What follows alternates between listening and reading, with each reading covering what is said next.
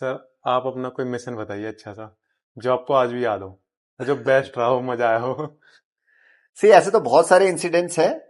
तो मैं आर्टिलरी से हटकर एक और इंसिडेंट बताना चाहूंगा कि when I was posted on deputation in a para military force, I was there in Assam rifles.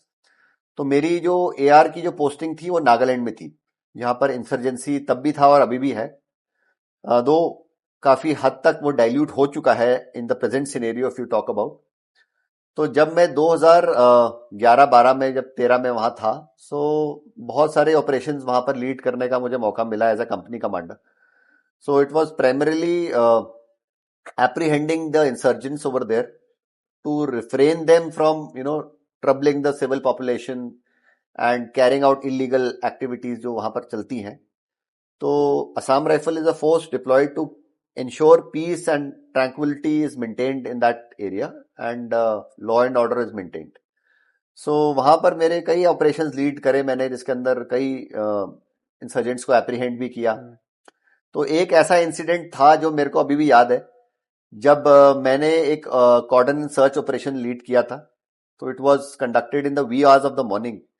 और सुबह सुबह जब हमने पहले तो उसकी रेकी करी थी घर की, और वो सब जो बेसिक प्लानिंग वगैरह जो चलती है वो करा था।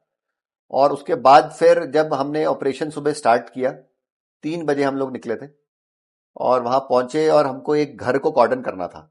तो वो जो घर था वो it was in the midst of many other houses जहां सिविलियंस भी रहते थे। और वहां पर हमारे को इंटेलिजेंस मिली थी कि कुछ इंसर्जेंट्स हैं जो बहुत सारे वेपन्स के साथ वहां पर मौजूद हैं और they are planning to carry out an operation against another faction. तो वहां पर एनएससीएन आईएम भी था, एनएससीएन के भी था। तो these are different factions of insurgent groups. तो they were carrying out planning to carry out an operation against each other, तो जिसकी वजह से लॉ एंड ऑर्डर में इशू आना था। तो वहां पर जब हमने ये ऑपरेशन लीड करके पहुंचे, तो वहां पर जब मिलिटेंट ग्रुप के 2-3 लोग थे जो मौजूद थे वहां पर, तो दे वर नॉट एक्सपेक्टिंग कि इस समय उनके ऊपर कोई ऐसा ऑपरेशन आने वाला है। तो जब हम पहुंचे और unfortunately they were able to see us कि हमने उनको घेर लिया। So they had all the loopholes की कहां से निकलना है। तो एक पर्टिकुलर एरिया था जहां से वो अंडरग्राउंड से निकल गए, वो which we were not able to apprehend, but लेकिन वी डिड फॉलो देम, क्योंकि वहां से निकल के वो एक गली का रास्ता था, वहां से भागे और फाइनली मेन रोड पे हमने जाके उसको फॉलो करके एप्रीहेंड कर लिया हमने। तो 2 लोग थे जिनको एप्रीहेंड किया और तीसरा वाला जो बंदा था वो भाग गया। वो he was a fast runner या जो भी बोलो आप उसको, तो वो हमारे हाथ नहीं लगा। सो लेटर जब इंटरोगेशन करी गई और पता लगा, तो दैट पर्सन जिसको हमने एप्रीहेंड किया था वो टाउन कमांडर बोलते थे अपनी लोकल लैंग्वेज में।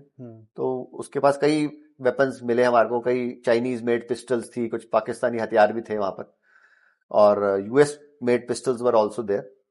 तो ये वेपन्स उनसे हमको एप्रीहेंड करे हमने।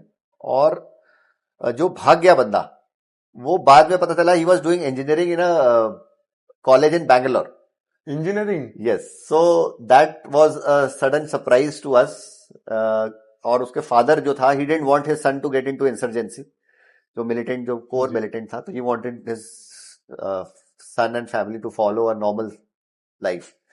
तो that was a very touching experience for us also, कि एक लड़का जो अच्छा कर सकता था, again because of the family background, वो एक इस काम में अननेसेसरली घुसा हुआ, छुट्टियों में आया हुआ था वो लड़का। So that is how it happened. So later on उसके बाद भी पुलिस केस वगैरह चला, तो that was a long drawn story. That was one incident I still remember.